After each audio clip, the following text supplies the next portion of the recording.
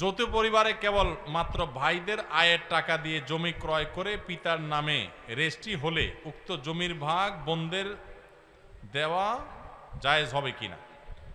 দেখুন, সবার কাছে অনুরোধ, আমার চ্যানেলটি দয়া করে সাবস্ক্রাইব করবেন। কেহই সাবস্ক্রাইব না করে যাবেন না,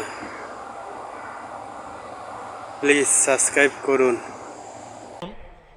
জমি জমার যে ব্যাপারগুলো আছে, এই জমি জমার ব্যাপারগুলো পুরাটাই একটা গোজামিল আমাদের দেশে। বিশেষ করে এই ছেলে মেয়েরা উপার্জন করে মুরব্বীর নামে, বুড়োর নামে, চাচাজির নামে দিলে উনি যে জমি জমা কিনেন, এগুলোতে একটা বিরাট ঘাপলা থাকে। ঘাপলাটা কিরকম থাকে আমি বলি। ছেলে উপার্জন করে নিজের নামে জমি নিলে বুড়া মুরব্বী নাখোশ হয়, বলে যে ছেলে কত বড় বেয়াদ্দপ, সে তার নামে জমি নিচ্ছে। অথচ এটা অজ্ঞানতা, এটা রাগ করার কিচ্ছু নেই। হ্যাঁ, ছেলে যদি আপনার টাকায় বিদেশ যায়, আপনার টাকায় উপার্জন করে, তাহলে সে প্রথম উপার্জন দিয়ে আপনার সে টাকা পরিশোধ করবে, জমি কিনে দিবে, ভাই ব্রাদাররা ছোট থাকলে তাদেরকে টেনে উঠাবে, এগুলো তার কর্তব্য, এগুলো সে করা উচিত। কিন্তু এরপর সারা জীবন যত কামাই করবে সব জমি আপনার নামে, চাচার নামে কিনতে হবে, এর কোনো যৌক্তিকতা। ইসলাম প্রত্যেকের অ্যাকাউন্টকে আলাদা করে দেখে। ছেলে কামাই করছে, এটা তার, কেন বাপের নামে দিতে যাবে? এখন বাপে মনে কষ্ট পায় তার নামে না নিলে, তো ছেলেও মনে করে ঠিক আছে আমার জমি, বাপ খুশি থাকুক, বাপের নাম দিলাম। এবার ভাই বোন এসে সবাই ভাগ ধরে সেখানে। এগুলো অন্যায়, কোন অবস্থাতে এগুলো জায়েজ। যে কামাই করবে এটা তার হবে, আরেকজন ভাই বোন এসে সেখানে দাবি করতে পারবে না, অন্যায় হবে সেটা। মুরব্বীরা অনেকে আছেন দাড়ি পাকা, মাশাআল্লাহ, সেজদা দিতে দিতে কপালে দাগও পড়ে গেছে, শুধুমাত্র এই জমি জমা নিয়ে ছেলে মেয়ের মধ্যে ভেজাল লাগাইয়া জাহান্নামে যাইতে হবে আপনাদের, আর কিছু লাগবে না। এই একটা কাজে আপনাদের জাহান্নামে চলে যেতে হতে পারে।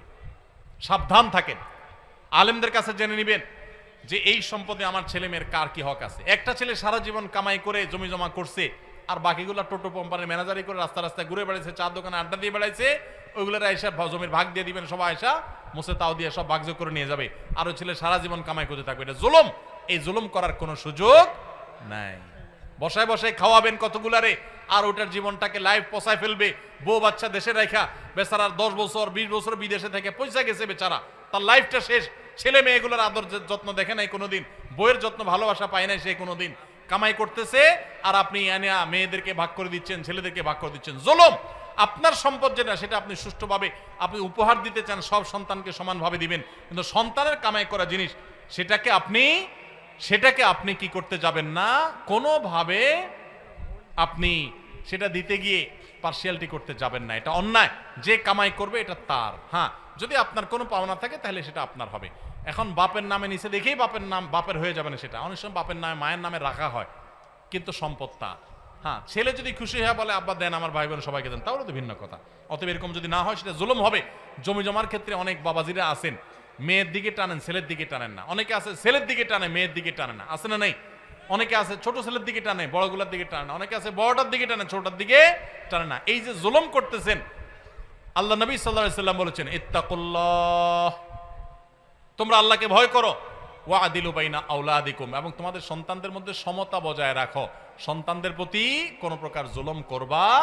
চাইলে একটি লাইক দিয়ে ফেসবুকে দেখে থাকলে ফলো করুন।